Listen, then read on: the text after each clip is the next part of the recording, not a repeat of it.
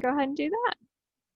Great. Well, welcome everybody. Thank you so much for joining us on, I don't know what to call this weather day, an in-between weather day from snow and maybe getting back to September temps by tomorrow. But I'm Debbie Pope and I'm the CEO for the YWCA. And I want to start by just asking folks to mute your phone if you're not muted. We will have some time, a lot of time actually, for questions. So at that time, we'll let you know and we'll bring up everybody's video as well, and you'll be able to ask your questions directly at that time. And before we get started, I just want to share a little bit with you about the YWCA, why we're hosting this call today, and a little bit about our program as well.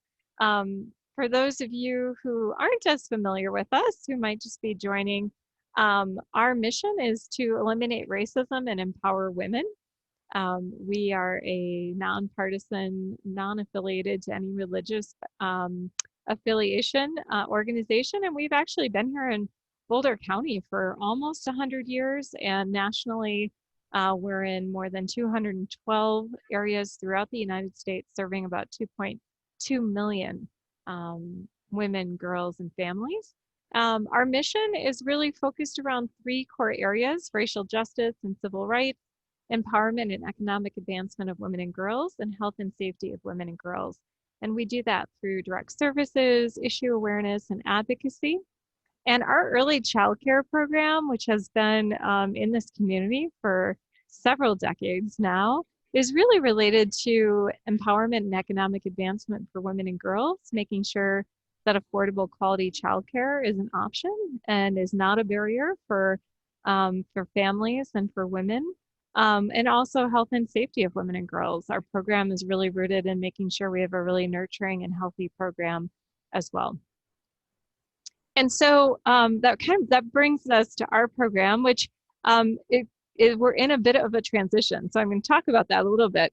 We are right now have been called Children's Alley for many years, and that's what we're known for in the community. And we had typically been doing really drop-in sliding scale childcare for families who needed a more flexible program. And we are still doing that, but we've invested about $600,000 to expand our program to also include 24 new spots for permanent early childcare as well. And so as we're getting into relicensing right now, the name that we'll be moving into is Persimmon Early Learning. And really, I want to talk about why we're calling it that and how it ties to our values. So persimmon is actually the color of the YWCA, and the persimmon tree is also a symbol for strength, confidence, health, wisdom, transformation, and success in life. And our early learning is really focused on nurturing creative space for children and families to learn and grow together. So I kind of just wanted to set the tone for that. And our programs here at the YWCA are really focused. We have early childhood educated certified teachers. We pride ourselves that we're a level 4 Colorado Shine school. We have a complete wellness program because we're a nonprofit, and we're really fortunate to have incredible programs and support from the county and the city, especially related to our health and wellness programs. So we have a nutritionist and wellness coordinator on site as well. And we have a lot of family and community support as well, and also for parenting programs for parents as well. So, and I just wanted to share with you all, as we've been going through this really challenging time, we had already recognized that early childcare and the number of spots and demand for that care was at an all-time high before the pandemic. We knew how important it was for us to be able to continue the expansion project. So in the midst of really making sure we could still ensure a really healthy, safe environment during this time with our existing early child care program, this is a look at our new expanded program that we've redone all of our outdoor learning environments, which especially during this time is even more important, as we'll talk about. And of course, we're opening up 2 new classrooms for permanent care as well. And we're actually going to be opening our first classroom upon being relicensed. We're looking at doing that by October. But the reason all of you are here today and the conversation that we're really going to have is talking about, as families are really thinking about these hard decisions about what's needed for their family, and especially reentering back into early childcare. We felt like we wanted to provide this program today for those who have questions, and even just talking about our experience as an early childcare center and some of the things that we go through and have looked at, and how we're really aligning to public health, and then allowing you all an opportunity to ask questions. So we're really, really fortunate to have really experienced leadership here at the YWCA. So Kate, I'm going to brag about you for a little bit. So Kate is our director of our early child care program here.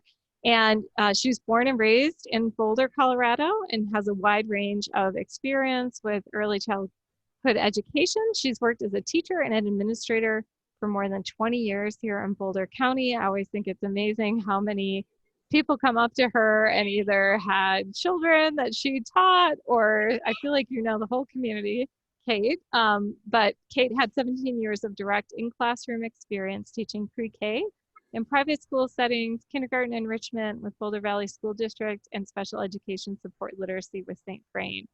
In addition to her classroom and administrative roles, Kate also has experience as an ECE STEM coach and in the high scope approach to learning. She's a member of the Advisory Council for Early Childhood Council of Boulder County, and she's a certified classroom reliability rater for CLASS and ERS. So Kate, you are definitely the right person for us to have on this call today.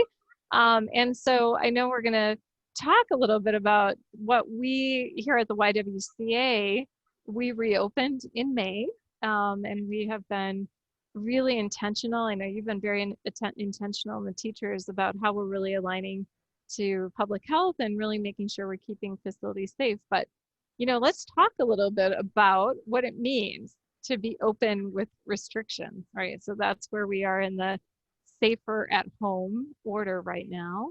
And so just wanted to have you walk through with us a little, just for the parents, especially on this call. This is a reopening checklist we've gone through. So maybe cite some of these. You're a parent as well. You know, as you were looking at this checklist and reopening, you know, what are the things that this really impressed upon you? Like, okay, we're really taking the safety measures we need to, and can feel confident in that. Well, this was a huge challenge for all of us as we were going back in, and we started partnering and coalescing with different agencies in March when the pandemic first hit. We started with weekly phone calls with Boulder County Public Health and town hall meetings with CDPHE, and really working hard with different coalitions to find solutions for reopening childcare. Obviously, a big piece of this is health and safety, because it's a pandemic. None of us have ever experienced this before. I always kind of joke about, you know, back in the day when we were doing our FEMA multi-hazard plans and we had to think about things like pandemics, and the pandemic plan that I wrote went out the window in the first 5 minutes. So when we were reopening, Boulder County Public Health gave us this checklist to work through. And we worked with our facility, with our staff, with our parents who were coming back in to really do that. And that meant coordinated drop-offs and pickups that were staggered times, that were just one person at a time in the lobby, because we have families that we couldn't really do this curbside pickup and drop-off with that some centers can, especially with our location in downtown Boulder. So we did a coordinated drop-off where we have a locked front door. Parents ring the doorbell. They can come into the lobby one at a time. Teachers come into the lobby, they pick up their kids and bring them into the classroom. It's taken a lot of coordination to make this run smoothly. Every day we do health checks as they come in. We exclude staff if there's any illness. We really work hard in our workspaces. And Debbie has just moved over to the employee and child screening. So every day we work through this screening. When staff, when parents, when children come in, we take their temperatures. If it's 100, we go with 100 instead of 100.4. If it's 100, we send them home. If they have a new or worsening cough, we know that if they have a chronic illness, and we have that documented, that we work within that. But if it's increasing or if it's new or worsening, then we also look at that and ask them to go home.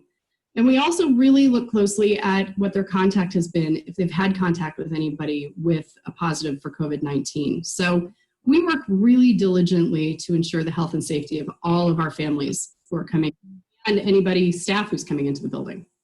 Yeah, I think that's a great point, Kate, because in our organization, we have other staff who's working in other aspects of our nonprofit. And we were really intentional about all of those that could work remotely but those coming in we're getting used to taking our temperature every day before we come in and being diligent about that. We talk about, I have this picture up here because this to me epitomizes, one of the things at our center, and I'm sure several others as well, just the stringent cleaning, of what's happening. And so maybe you can describe a little bit, what's happening as kids are going home or even throughout the day, what we're doing to really ensure and what parents want to be aware of, as you're asking questions of your early child care of what needs to be done. Every day when parents come in, we do ask that they sanitize their hands. So we have sanitizer at every high contaminant checkpoint. So at the door, at the sign-in, at the classroom door. So teachers and staff and parents are all doing those things. We have a cleaning crew that's coming in and cleaning our facility in the evenings. They're focusing on all of those high touch point areas, the classrooms, doorknobs, phones, all of those places where cross-contaminants can happen. We're also doing laundry with a laundry service, and we do our own laundry throughout the day as things come up. We really have focused a lot on the health and safety. So we have limited some of the materials that we have in our room, which has been a challenge when we're working through, the needs of the kids and also with ERS and Colorado Shines. So we're having to limit some things and work on rotations. We're using a 4-step process every day when we clean. So we do that twice a day. So the staff is cleaning toys throughout the day with the wash, rinse, disinfect, rinse step. And we also have a commercial sanitizer dishwasher that we're using at the end of the day. We cut back our hours ever so slightly to accommodate the times for cleaning because we recognized what a challenge it is. This is a whole new thing that we're experiencing. And the kids, the parents, the staff, everybody has been really, truly wonderful about this and flexible in these challenges that we have now, especially with this. This is the hardest, I think, for us. Yeah, no doubt. And, you talked a lot about all of these sort of different things that we're taking into account as we're focusing on even how the day looks and how the teachers are working with the students. But let me go to this other slide because this is a big question for parents. So what happens? I will say, knock on wood, unfortunately, we have not had any cases to this point. And we have, as Kate's gone through, what we're doing. But if somebody is, and especially for those parents listening, what is the process? What would happen? And maybe you can walk us through this detailed chart, but so we have a good understanding of a little bit of what that process looks like. This has been kind of an evolving process, which, our stakeholders who are on this call right now from Boulder County Public Health can certainly attest to.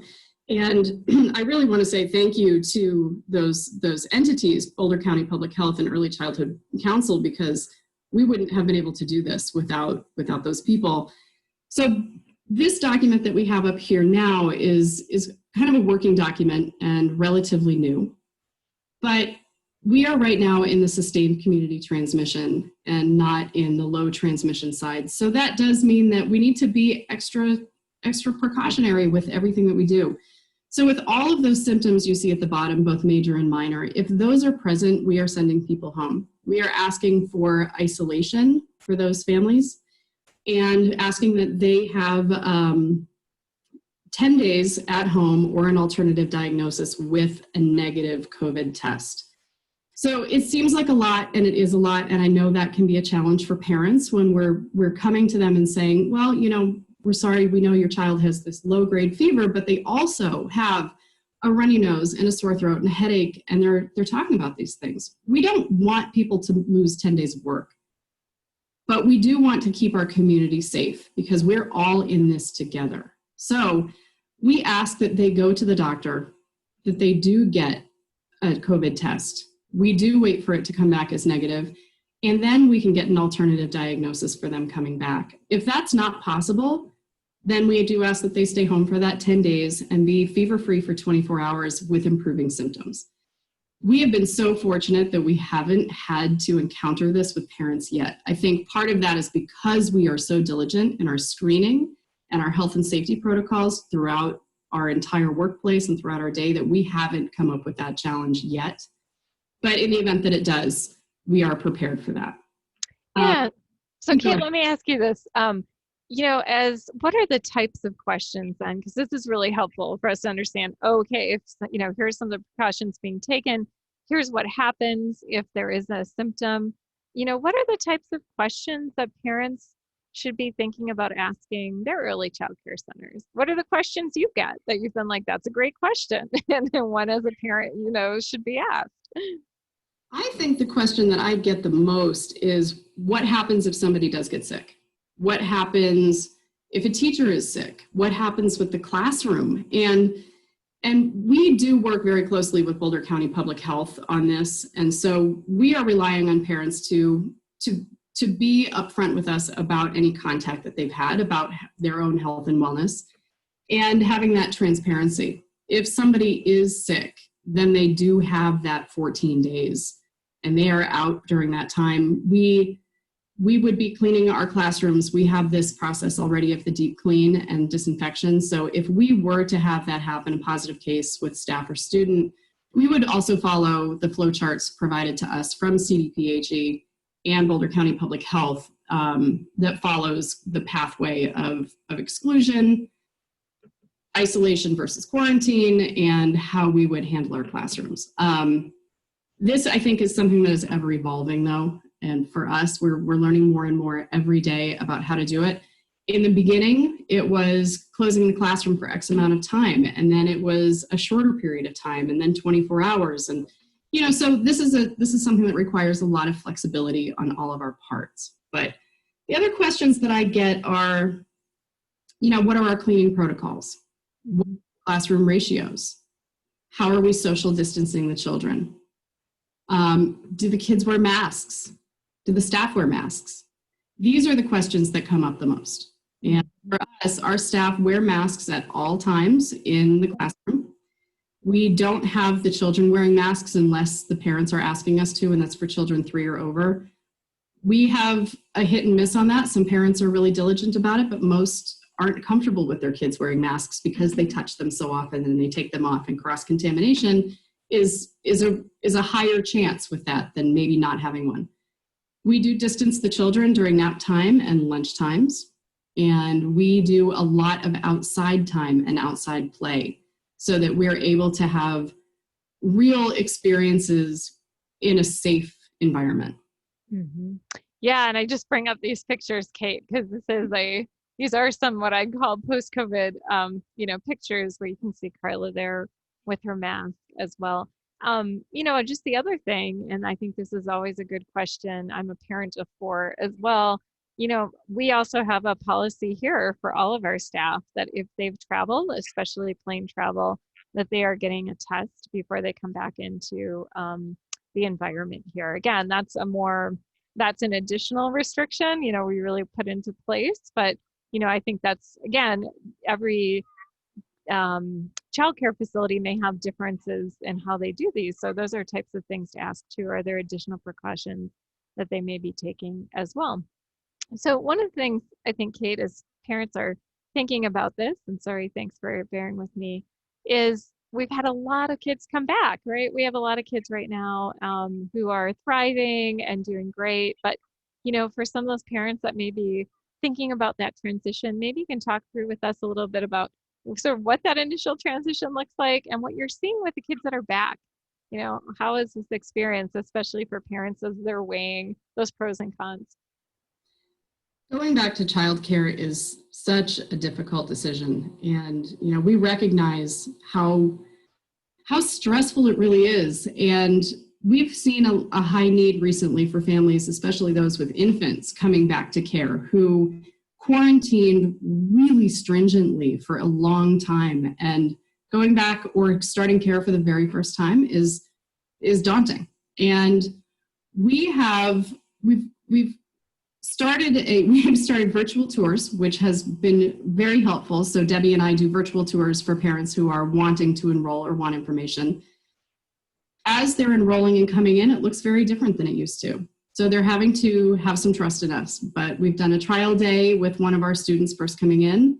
On his first trial day, his mom got in touch with us and said, "You really alleviated my fear." You know, she gave us a testimonial saying that, you know, she saw how clean the classrooms were, that the teachers were actively working throughout the day to clean the room, that they were wearing masks. It's been hard. And I think that the biggest piece is ensuring the health and safety. But I really encourage people, as we're looking at masks and things like that, there are some great social stories that we can find. They're posted on Boulder County Public Health. They are on the Early Childhood Council website. We have them as well. Mental Health Partners and Kid Connects has some great resources for transitioning back into care, the slow return, and preparing your children by talking them through the day and how it might look different than before or if they're first starting. Mm-hmm. And what are some of the positives you're seeing, Kate, for kids being back? I mean, I know we know there's lots of benefit, but what are you seeing during this time in particular that you would say has been really positive? I think for the kids, just that social connection has been huge. You know, we talked a lot when we were at home during that isolation time, when we were stay at home. We did a lot to connect with the families and to try to bring a little bit of normalcy back to the lives of those kids, even during that time. But having them back in the school space, we've seen anxiety dropping a little bit. When they first started, they had been at home for such a long time and things were really different. We also work with a lot of families who are in compromised or vulnerable spaces. So having these kids back has allowed a safe space. And we see so much joy and laughter in the classrooms and things operating not normal, it's our new normal. And it has just been an incredible experience, I think. The teachers have really embraced it. I think bringing normalcy back in any way, though, is probably the most positive for everybody here. Mm-hmm. Yeah, and what are you hearing from parents? You shared a little bit about that, but I'm sure this is probably helping to bring some normalcy back for them too. We hear a lot of relief. You know, who have been at home for a long time and have been struggling and now are having to deal with distance learning, maybe with older siblings, and that's difficult to do in the best of times. But we hear a lot of relief. We hear a lot of thankfulness from parents about being able to provide this space. And I think, you know, any semblance of normalcy, again, is really what counts here. Yeah. Well, Kate, thank you. There's so many questions I could ask, but I want to make sure I really allow this time for those joining us today to ask any questions, or even if there's anything I do know. We have some folks from public health in the county. So if there's anything you also would like to add for those joining us today, please feel free to do that. So what I'm going to ask is please feel free to, if you're comfortable, turning on your camera, and we're just going to go ahead and let folks ask questions. So great. And there's Robin, who's on our team. Thanks, Robin. We'll give everybody kind of a minute to get situated, and then we'll kind of start our great. It's so nice to see you. It's so nice to see faces. There's these black boxes, so thank you. Great. Perfect. Sorry, I was both eating lunch and my dog was barking, you know. This is that new normal. Okay, great. Well, first of all, go ahead, Jen. No, go ahead. I don't really have a question. Maybe I'm curious how many children you will have in Persimmon. And I just wanted to say I started my early childhood career at the YWCA in Seattle, and it's them that got me hooked. Well, as an interesting connection to that, you know, Jen, when I was at Commerce Children's Center, you were the person who really got me into Eckers and Itters, and the person kind of propelled me in that direction to learn more about it. So what a great connection to have here.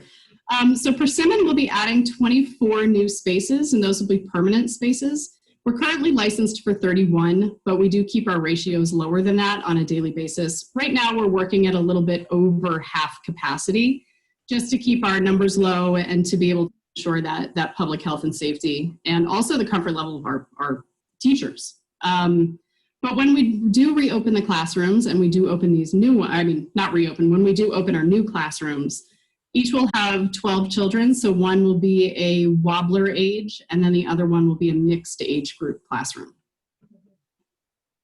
That sounds lovely. Yeah. Well, and I have to tell you, I'm sure you can all appreciate, we had been planning this for a year to do the expansion. And then really when the construction was to begin was March, Yeah. right in the middle of all of this. So, but, I think what we recognized and know that as more and more parents do have to go back to work. And of course, we see a lot of essential workers. They don't have a choice, right now. And we need to make sure we have our facility open for them. But yeah, so we really tried to create a model that was affordable quality childcare. So we're below market on that as well. And then working with families who may need some more assistance during this really unique time. So we've had some generous donors who have also helped to offset some costs to make that possible for families too. So thanks for asking, Jen. Great. Any other questions or even anything anyone would like to add to the conversation? Things to think about. Hi, my name is Scott Jackson. Can you hear me okay? We can. Hi, Scott. Hi, I'm just a local parent who has children at a local center, and I'm on today just to kind of hear your best practices and just hear what your experiences have been and see what we could take back to our center. So I really do appreciate the opportunity to be on today and also the information you guys have presented. Question I have is, could you say again how you guys handle the situations when you have a kid that's sent home sick and you're going through the 10-day period and waiting for an alternative diagnosis and test and all of that? And if you could just maybe cover that one more time so I can understand kind of what you do there. And I'm also curious if you communicate to your community when folks are getting tested. That's happening now at our center, which I think is a good thing, just to be very transparent. So just curious if you've had those similar experiences. We have been pretty fortunate that we haven't had any families with, as far as we know, contact or exposure, and we haven't had any sick kids since we reopened in May. If in the event that it does happen, we do and are very diligent about those health screenings. Again, it used to be that if symptoms came up, we used to get in touch with Boulder County Public Health. We would report those symptoms and we would get some guidance from Boulder County.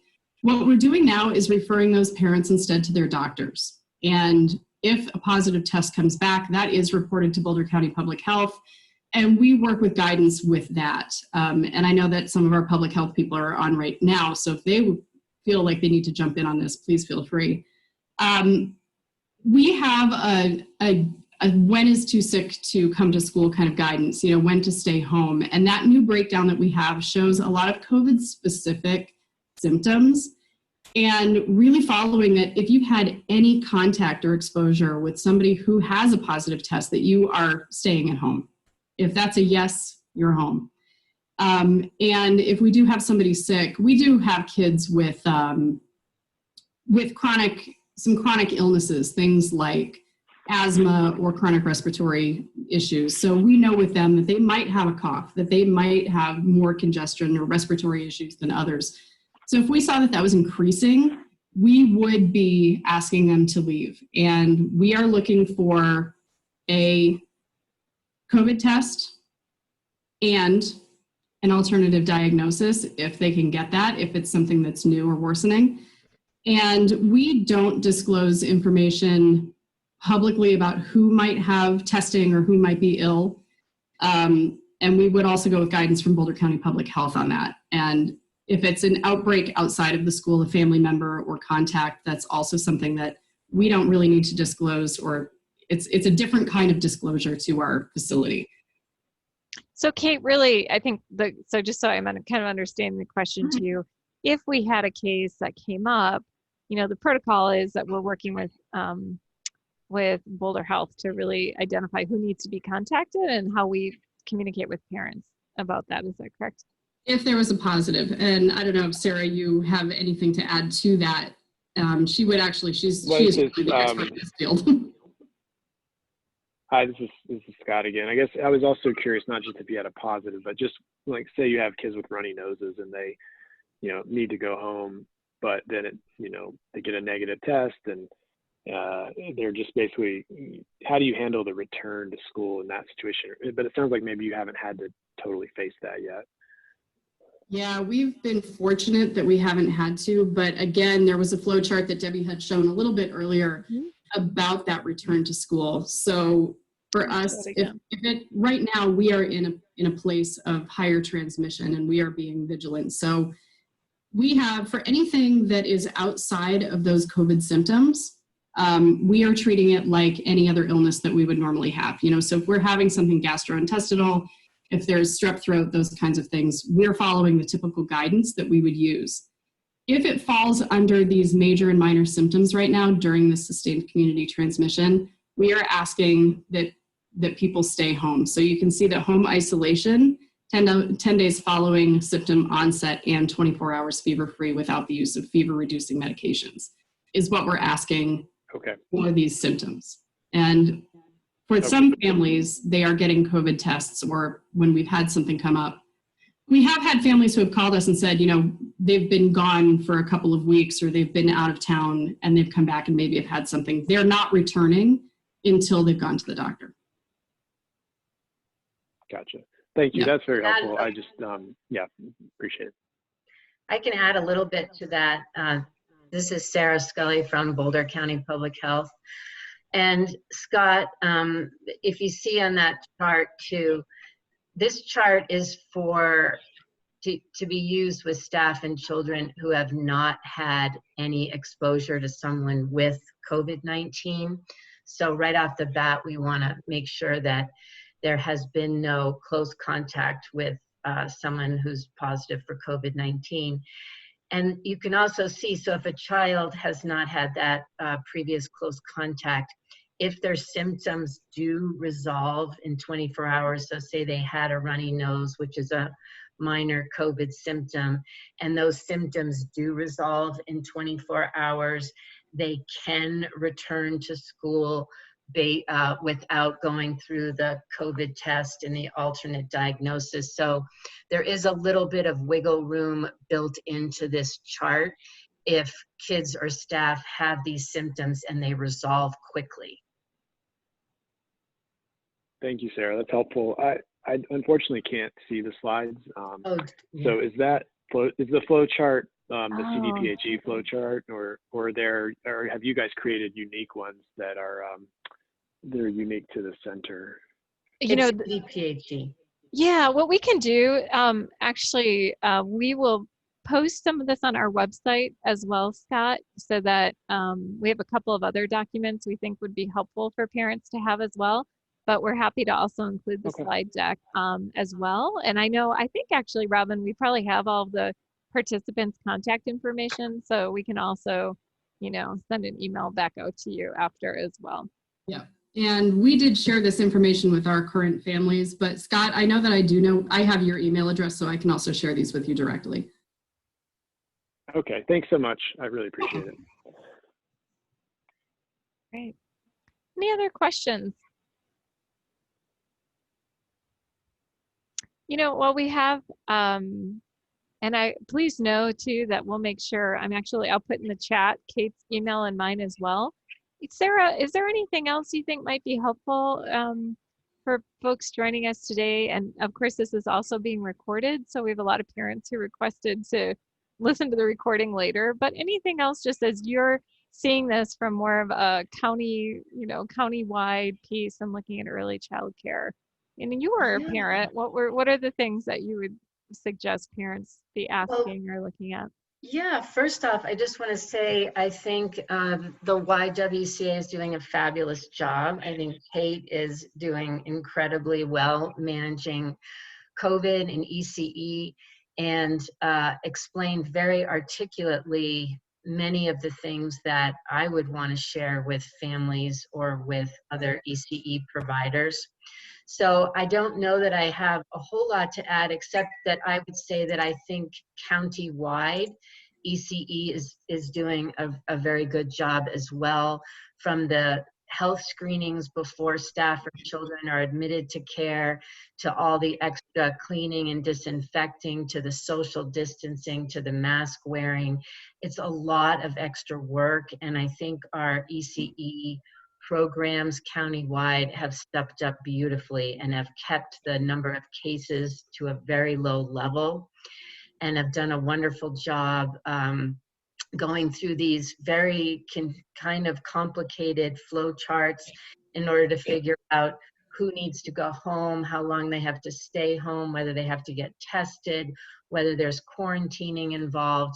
And I just can't say enough how the early childhood community has stepped up to embrace all of this, and under just the pressure of operating an early childhood program, which in itself is incredibly challenging in these times. So I think I just wanted to say that. Yeah, thanks so much, Sarah. And it definitely has been incredible partnership with all of our entities working together to keep everybody safe and also being able to reopen. And I just want to echo what you're saying, Sarah, even just for all of us on the call today, is that our early childhood education educators are the first that have really had to step back into this space. I mean, when you really think about where we are even with our school systems, and really again trying to do what we can do to keep everybody as safe as possible, but those early childhood educators were already coming back in May at a time when it felt like a really scary space to be, and that just shows their commitment to our community and to families who really need the care, and that they were there. So anyway, I'll always be a champion of calling out those teachers, because I think sometimes we don't do enough of that. So thanks, Sarah. Well, I think what's interesting, another one of the big questions I get often from people who are contacting me is, what are we doing to keep the teachers safe? I mean, that is a big question, because these are people who are working so close with kids, and we all know that children social distance terribly. So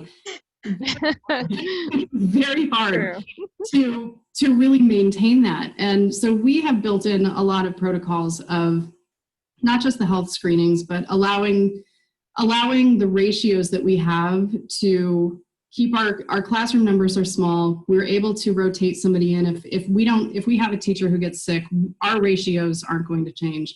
We have enough staffing to be able to support the classrooms. Even if we have 2 teachers out sick, we can still keep our 1 teacher in the classroom if necessary. We don't have floaters coming in and out of classrooms. We're not combining class groups. We're really being diligent about the health and safety of our families and our students, but also our teachers, who are in the front of this every single day and wearing their masks for 8 hours a day and cleaning and going through these things that are hard. And we're really, really aware of that. So in our policies too, we built in extra sick time for these teachers, so that they were able to take time off if they were exposed, if they needed to quarantine.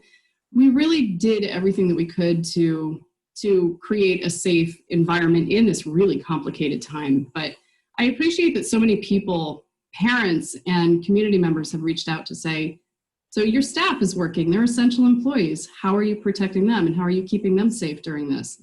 And I'm happy to say that I think we've done a really good job. And I know that all of the centers have worked really hard with this. Mm-hmm. Strange space to be in. Well, kudos to you all for providing that extra protection for staff, allowing them to have extra sick leave. There's no fear of losing their job if they get sick. That's wonderful. And I think that is a model that we would like to see replicated throughout the state in early childhood. Yeah, great. Any other questions?